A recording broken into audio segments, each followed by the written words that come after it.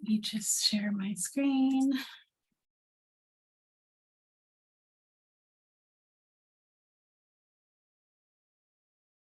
Can you all see my screen, hopefully? Okay, great. Yep, you're good.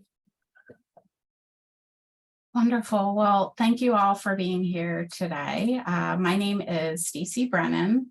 I am the Curator of Education for the Lehigh University Art Galleries. I'm also an alum of Lehigh and happy to be here with all of you today. My colleague, Elise, I'll turn it over to you. Good morning, everybody. My name is Elise. I'm the coordinator of museum experience and accessibility at Lehigh University Art Galleries. Thank you for joining us.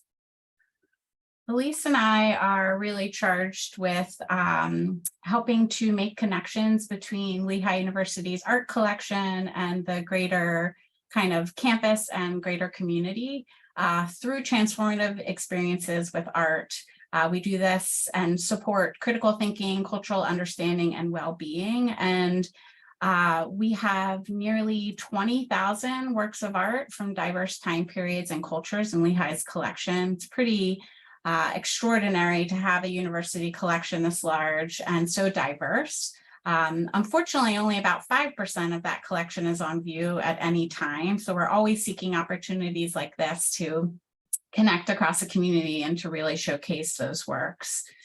We rotate our collection through 7 galleries across campus. I hope you've seen that in some of your academic buildings, including the libraries, the Roush Business Center, Iacocca Hall, and McGinnis, and we often have community curated exhibitions. So currently we have an exhibition called What Matters Most that was selected by campus and community members. We also collaborate with faculty and staff to showcase and students to showcase those works. And in addition, we have 56 outdoor sculptures across campus, which now have QR codes on the labels that have student produced videos that you can watch and learn more about the artists and the work that is displayed. So a really great opportunity to put some of the skills that we're going to learn today to use as you're walking around campus and the weather gets beautiful. So please take advantage of that. We have a robust gallery website at luag.org that has tons of learning resources and viewing resources. And then we also are connected now through JSTOR Forum, which you have access to as a Lehigh employee or staff member to view works of art, to learn more about those works and to download them for educational use and purposes. So please take advantage of all of that. And if you have questions, we're happy to help. So one of the things that Elise and I employ within the galleries is the art of observation. We often try to slow down when looking at works within the galleries and to really utilize a technique called visual thinking strategies, which is developed by Harvard's Project Zero. And really, we're going to ask you to do this with us a little bit today, to think about how we can slow down. And in this digital age that we're in, we're really barraged by tons of imagery and so many things that are competing for our attention. So this is really an opportunity to slow down. You don't have to have knowledge of art history. You don't have to know, everything about what you're looking at. Really, it's about for you to make meaning for yourself. So we use this strategy of look, think, wonder, first thinking about what do I see here, making non-judgmental observations, then moving into kind of interpreting it. What does it mean? What are some things that it might make connections to for you? And then kind of what else do we wonder that this artist is trying to tell us, or this material? Art is a really powerful tool for developing our visual intelligence. There's so much that we still have to learn about seeing and how to look slowly and carefully, how to slow down, how to step back. Art is really a powerful tool for both sight and insight. It helps us not only strengthen our observation skills, but also learn how to describe what we see to other people. It strengthens our opportunities for critical thinking, for listening and communicating with others. This strategy that we're going to employ today is something that we often do within the galleries with different groups, and it helps build community because you're listening to what others see, you're building empathy, you're developing your perception and cultural understanding for what others think. And really, it helps overall in just so many skill sets within your life. So we'd love to try this a little bit with you today. This is our first work that we're going to spend some time looking at. And actually, I am going to pull up a different version of it so that we can take a closer look. Okay, so do you see the Buddha on the screen? Yep, you're good. Okay, all right, perfect. So I would like to employ that technique with all of you. You're welcome to unmute yourself or put your comments in the chat box as however you feel most comfortable.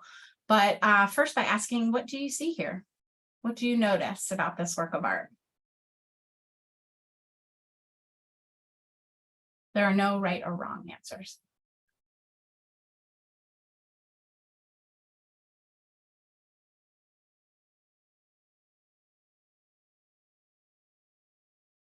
And if you'd like to type in the chat, I'm happy to read it out loud for you if you prefer that instead as well.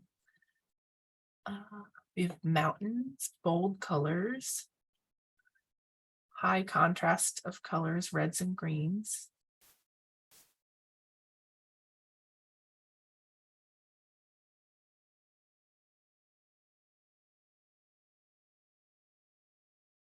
Busy, lots of people, texture.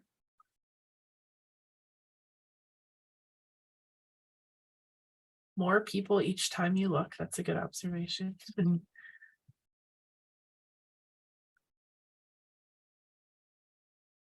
Central figure surrounded by others looking at the center person. Thank you, Heather. Very good.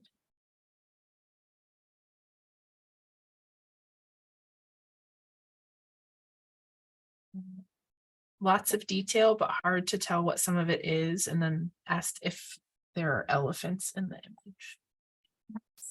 There are. Look on either side. Yes, Heather, it is on fabric. It is a work on fabric. Yes, this is a Tonka painting that's on display currently in the Lehigh University Art Galleries in Zollner.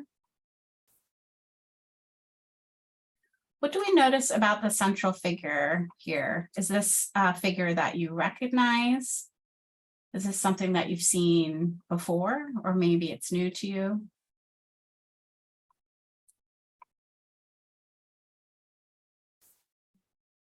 Someone said smaller people providing offerings around the edges, and then someone else said Buddha imagery.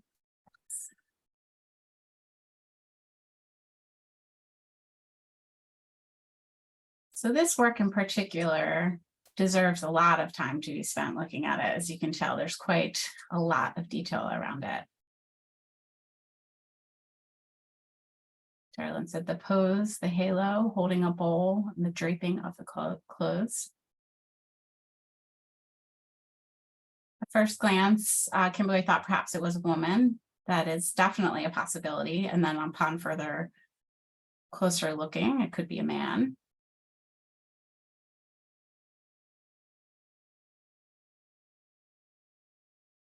Highlighted by orbs around the figure, absolutely. And what do we notice about the pose of this figure?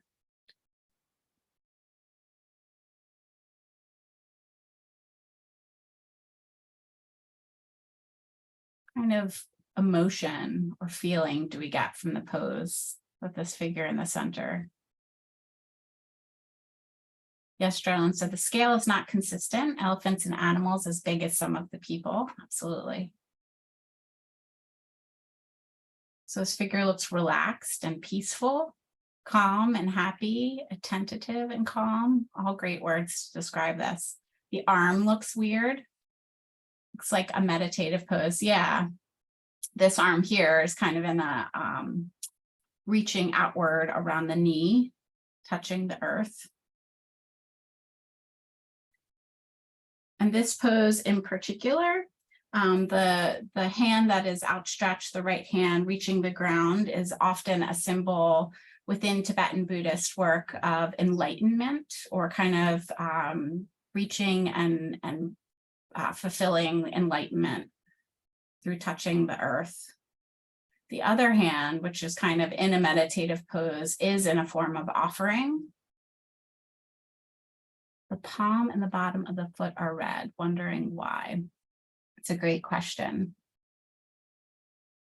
To that, I do not know the answer, but that was a great observation. If we look closer, we do see that with the palm and the foot.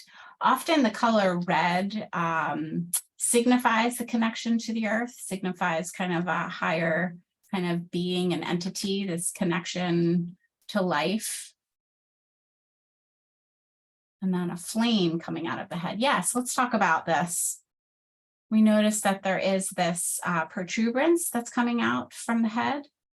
This is often shown in Tibetan Buddhist work on Buddhas or Bodhisattvas who are trying to reach enlightenment as a signifier of enlightenment, or an enlightened being. And on top of that is kind of a gold medallion.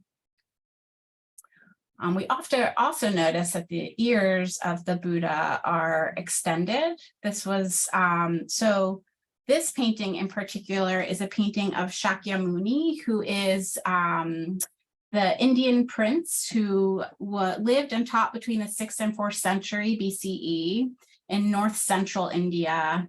He is the most well-known of the Buddhas for kind of releasing all of his earthly possessions and releasing himself from the cycle of life to attain enlightenment.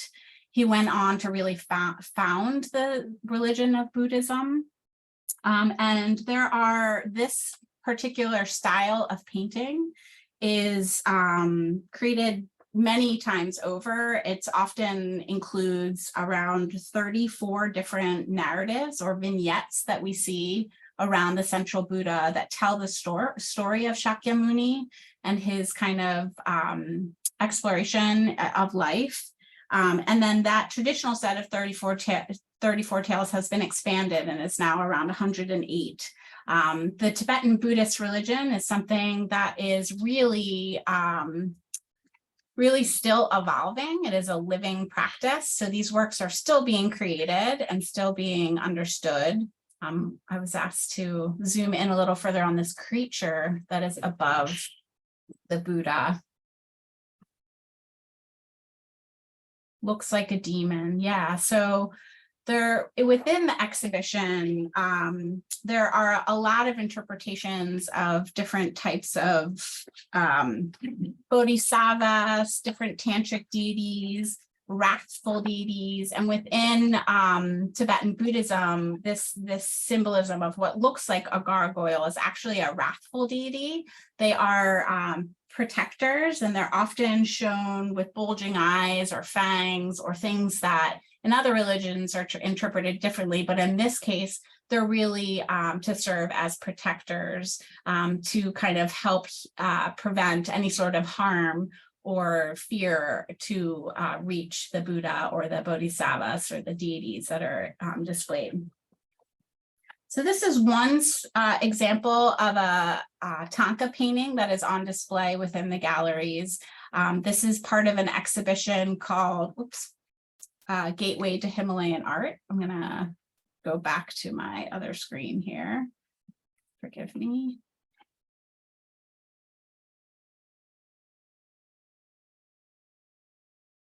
Do you see my original screen again? Okay, good.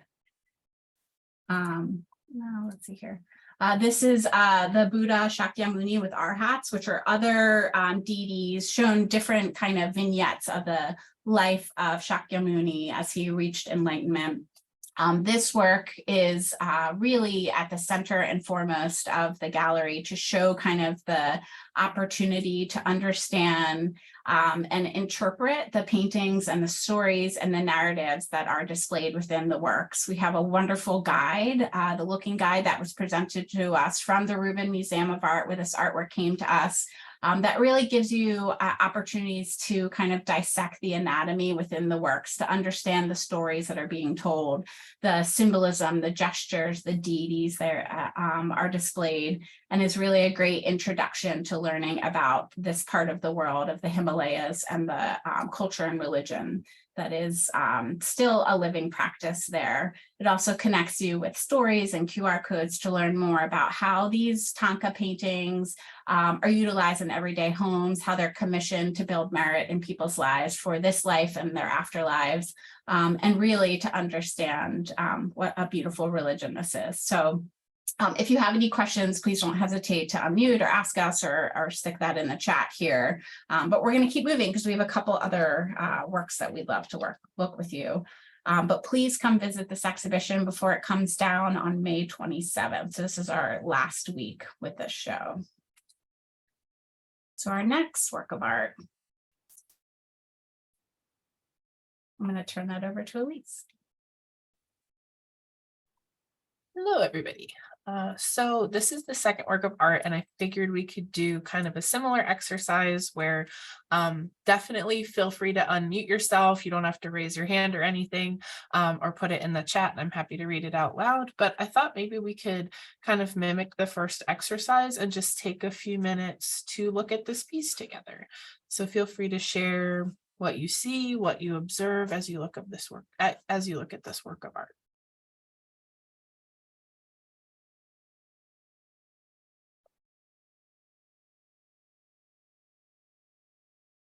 Said upside down buildings at the top of the work, and the image of a woman with fancy eyes, and the upside down city skyline at the top.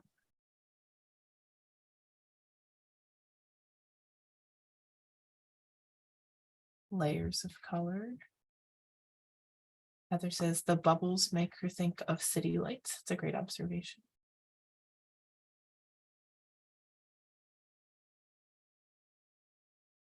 What else might we notice about the background or maybe the figure in the center of the piece?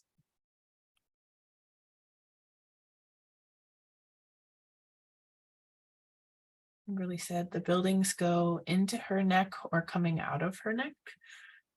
The woman has no eyes, lots of shapes, white dots building with lines.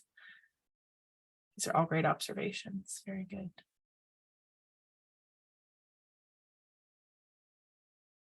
Someone said a mosque. So maybe some imagery that we recognize in the piece. Very good.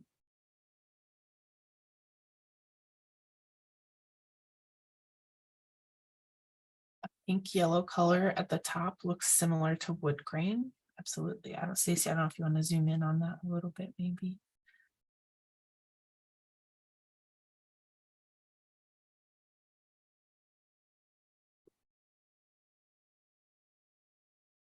Geraldine said everything is connected by the lines coming out of her eyes. That's a very good observation.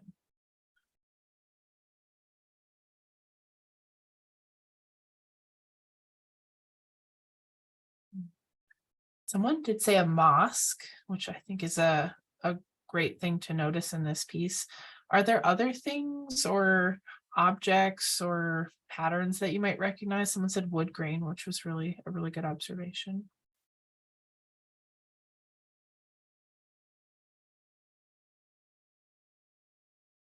Kathleen said eye coverings may be what she sees and what others see when they look at her. So now we're kind of interpreting, right? We're interpreting some of the things that we see in this image. That's great. Heather said, is the red a river? That would explain the upside down buildings a reflection. I've never heard that before when we've looked at this piece. That's a really good observation. Modern Western buildings in the bottom. Yeah, so maybe I've always kind of thought that maybe like some like tenement style buildings or buildings we might be a little bit familiar with the style of.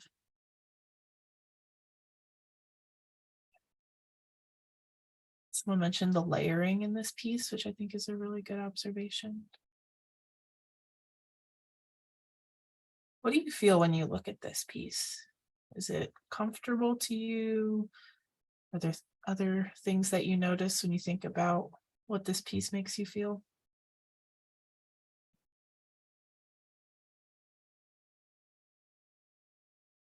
That it kind of looks like smoke covering her eyes.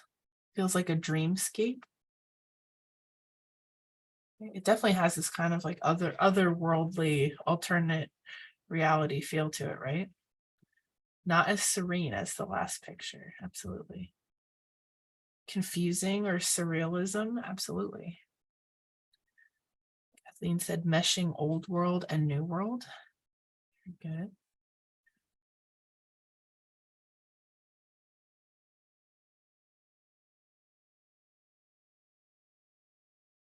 Excellent.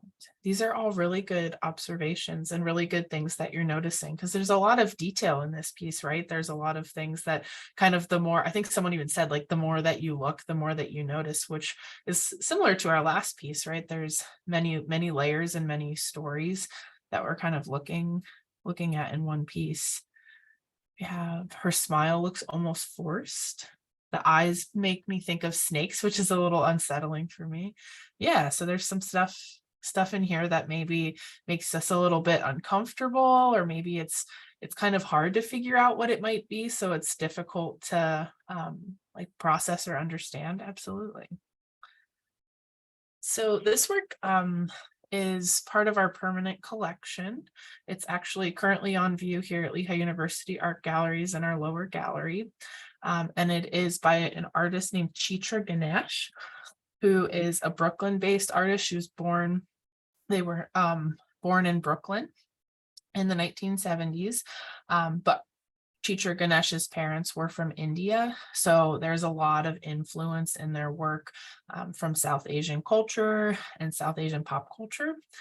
And this work was actually brought into our permanent collection through a project that was part of a museum studies course in 2021, where students were tasked with acquiring work for the collection that they felt represented the times that we lived in. So this was right into the second year of COVID during the spring of 2021. And I'm curious, what about this piece do you think appealed to students or made them kind of think about that theme as they chose it? And I'll happily tell you a little bit more about the artist, but I'm curious if you feel a similar connection or understanding of this piece.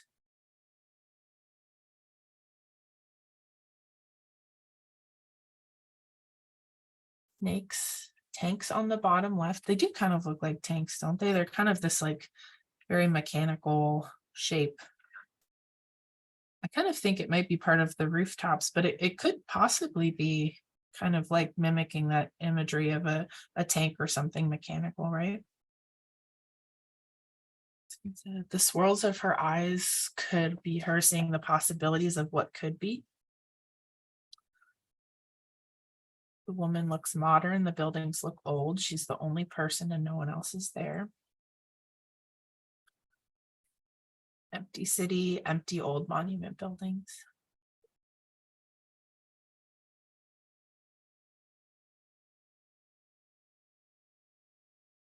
These are good interpretations. So this piece, as it's displayed in the gallery, is part of 4 works that are displayed all together, and is actually part of a much bigger body of work titled Architects of the Future.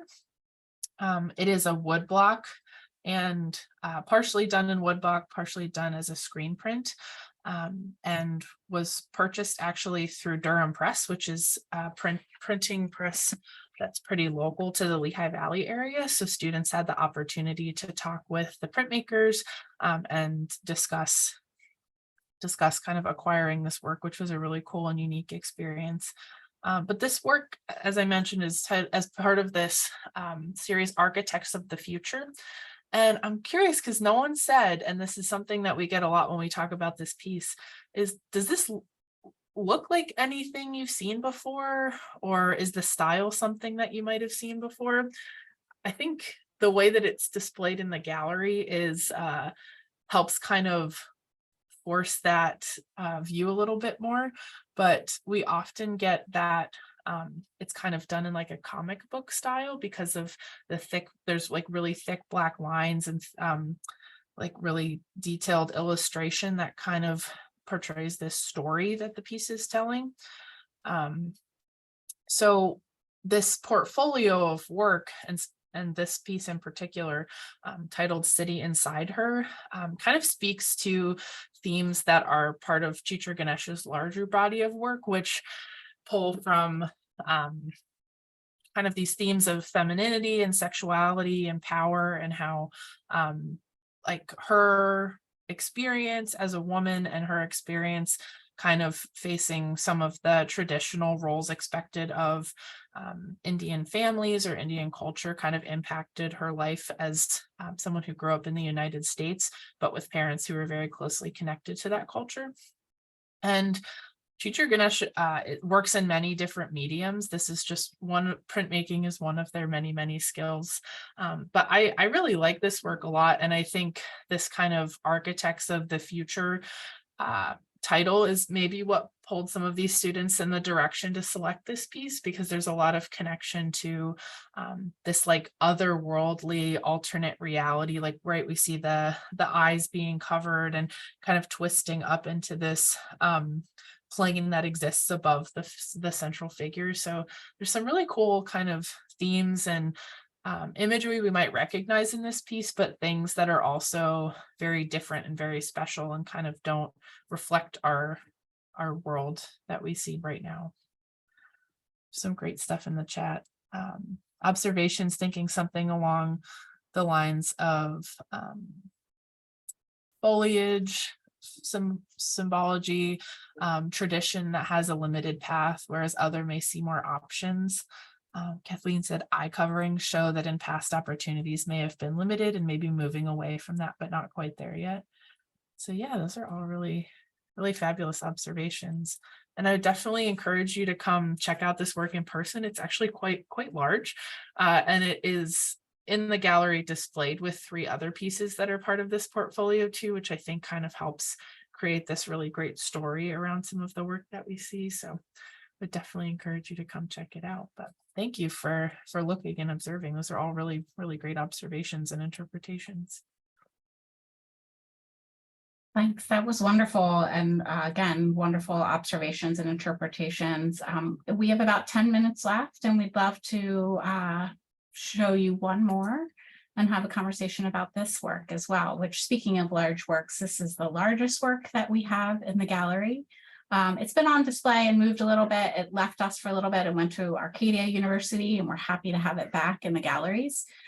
So would love to ask you again, what do you observe? What do you see here? What do you notice about this work of art? Chaos. Yeah, great. Using one word, that could definitely sum up this. Color. Absolutely. Looks like a building in the middle of chaos. Yeah, this object here is often interpreted as a building, or perhaps the World Trade Center and the Memorial Pool. Yeah, all things that we know in our lives. The bottom left looks like a pool.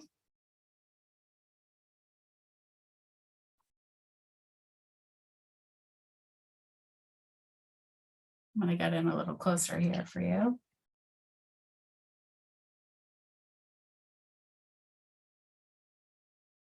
Angry kid finger painting. Yeah, we see the artist has really gone all into this work. You can see their fingers and their hands were part of the process for applying paint to the canvas. Heather said it looks messy, but then the geometric pattern shapes start to become visible. Yeah, so we have this chaos, but then there are these kind of recognizable shapes that emerge. How does this work make you feel? I know that the words angry and chaos were used. Are there other feelings that emerge from this?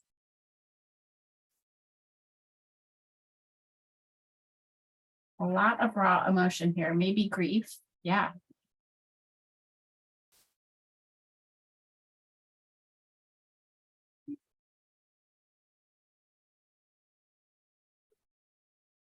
Unsettling.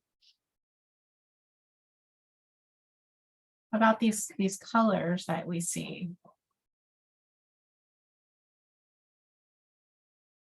We have a division of canvas.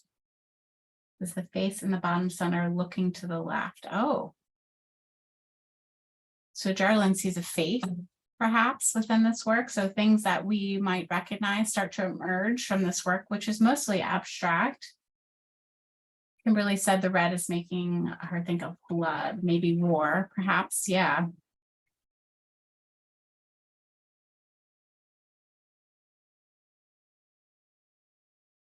If you were to title this work, what would be a title that you would give this work?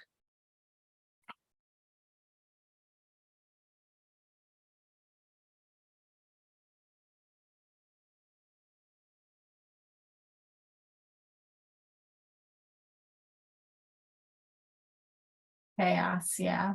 That's definitely one we hear often with this work. The white looks like sheep to the slaughter. Yeah. The pool is so inviting. Yeah, so we're almost grounded in this deep, dark bluish, purplish indigo color here that the artist has chosen.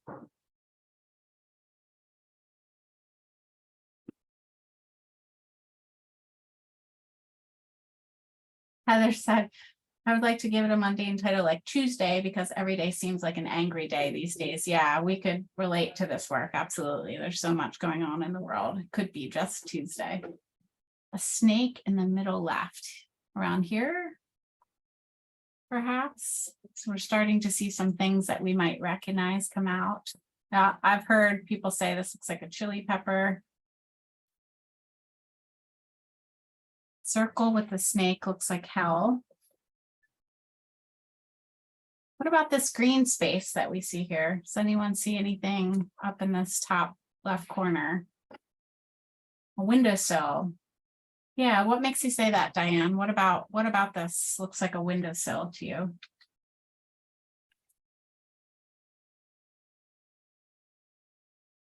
The gray lines across, and it's flat and well defined. So to me, it seems like it's the bottom of a window frame. Yeah, absolutely. So now that we might think that this is a window frame or perhaps a face, someone said looking out, which I had never seen before until we've looked this closely. That's amazing. Do we think that we are on the inside or the outside of this window? Carolyn said there's a ledge and the colors are different outside. Yeah. So perhaps Jarlin said outside, but Bryce says inside, Heather inside. It's a lot prettier out there, Kathleen says. Yeah, there seems to be less chaos out beyond this space. So we are on the inside of this space, perhaps, or the outside, depending on our own interpretations. But whatever's going on out there, the green makes us think of a more hopeful space, or some others said, you know, grass is always greener on the other side. There is this thought of that. One of the things I wanted to do was to play you a song. If you can hear that. I don't know if that's coming through. Do you see a reflection of the music that you're hearing within the work that you see?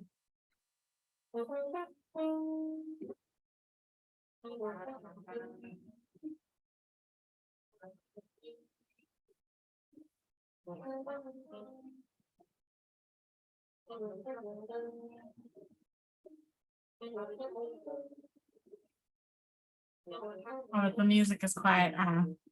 Wow. Is that better?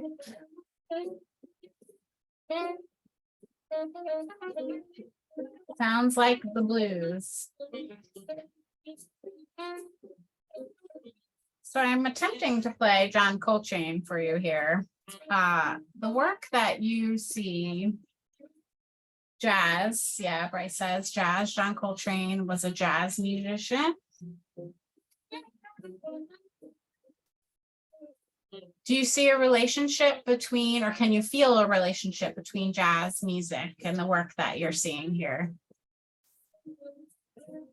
Irregular timing matches the image's lack of symmetry. Yeah, that's a great way to put it, Heather. Thank you.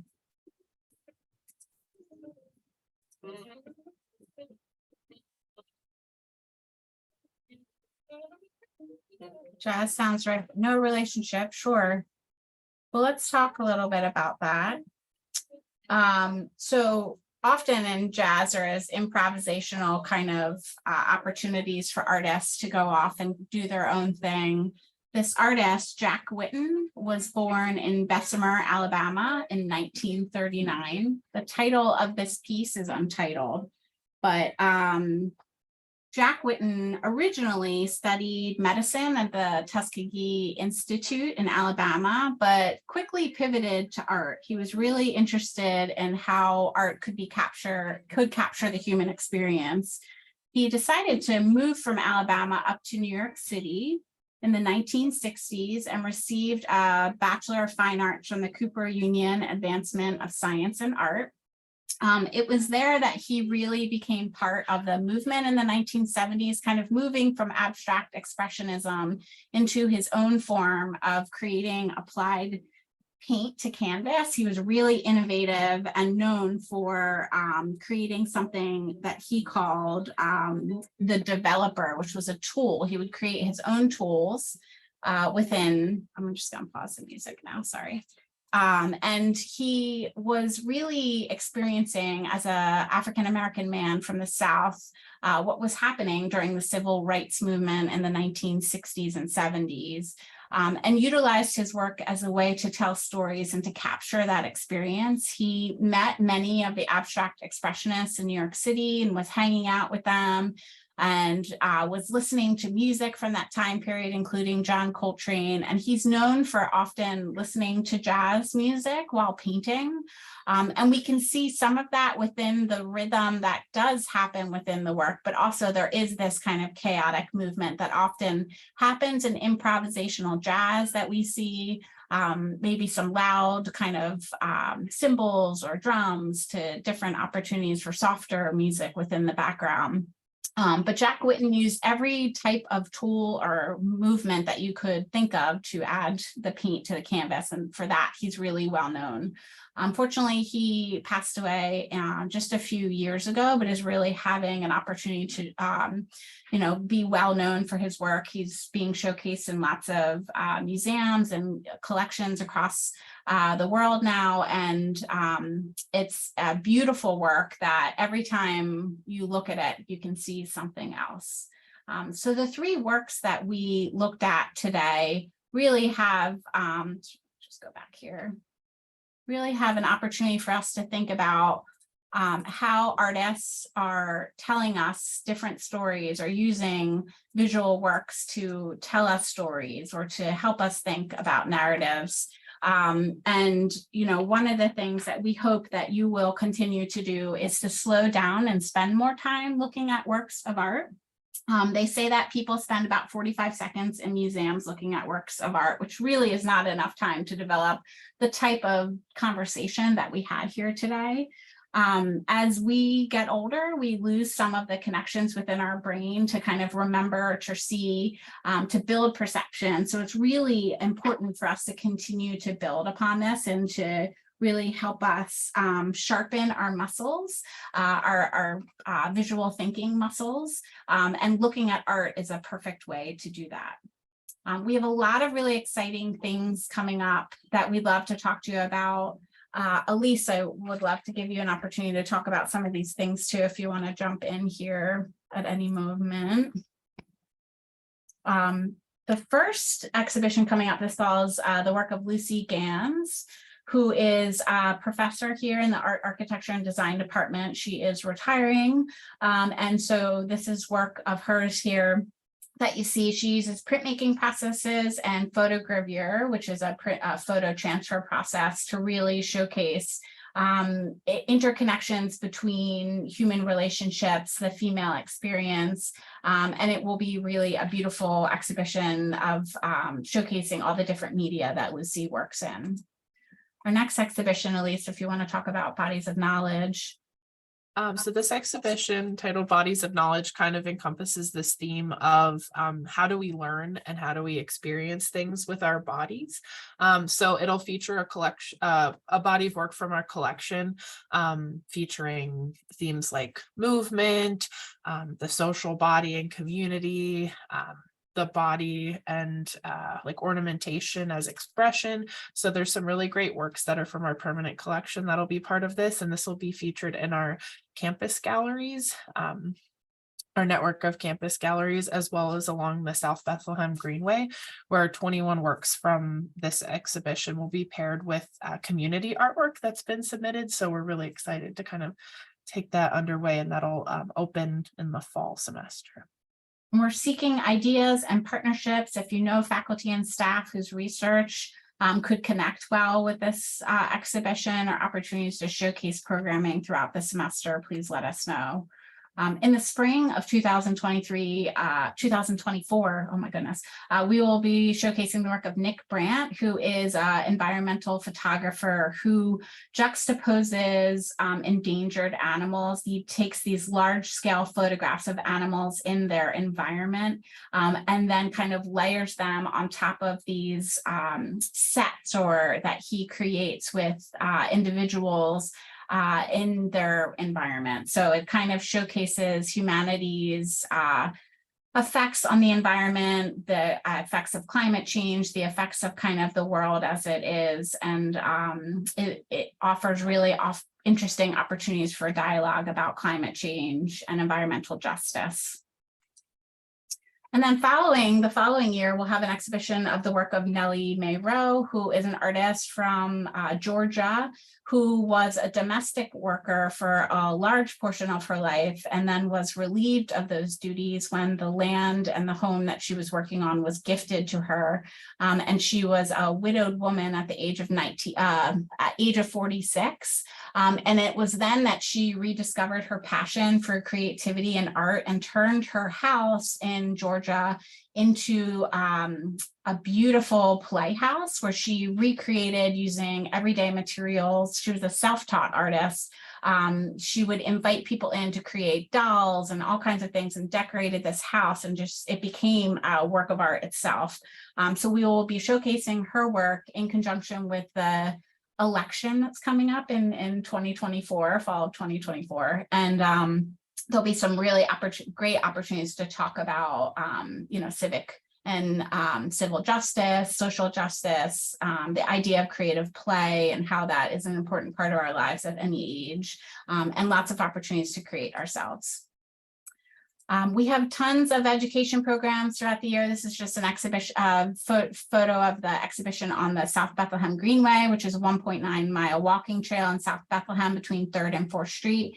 We hope you'll take advantage of that. That'll be up throughout the summer, and is really just a nice opportunity to engage with art in unfamiliar setting, and opportunities to kind of think about how the community sees the world through our exhibition, What Matters Most. Tons of stuff on our website. We have student-led tours throughout the semester that are led by Elise and her team of student educators. Series of programs, anything from lectures to hands-on workshops. Tonight, we have a program called Taste of Art, which pairs culinary creations from Southside restaurants with works of art from our collection. So we still have free Taste of Art kits. If you'd like to join us for that program, you can stop by the galleries and we would be happy to give you one. We should have them through the rest of the week as well, and then the recording will be available online. But the galleries are here as a resource for you, and so are Elise and I. If you have any questions, we'd love to answer them, but we'd also love to see you in person to come visit us. So I will end it there, but I appreciate your time today. Thank you for joining us.